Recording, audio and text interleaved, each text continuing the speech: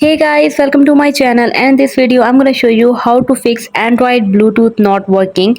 So if your Android phone's Bluetooth is not working, there are several steps that you can take to fix the issue.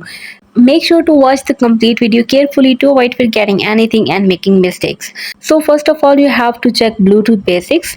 Turn Bluetooth off and then on again. Confirm that your Bluetooth are paired and connected, and restart your device. You can see turn on the Bluetooth and then turn off again, and then turn on and then turn off again. Also guys, you can reboot your Android phone and the other phones you are trying to connect to, and unpair the devices and connect them again, and check whether the discoverable option is enabled or not. Also guys, you can clear the Bluetooth cache and data, and you can install any pending update for your phone. So you can remove third-party cases or covers that may interfere with the wireless connections.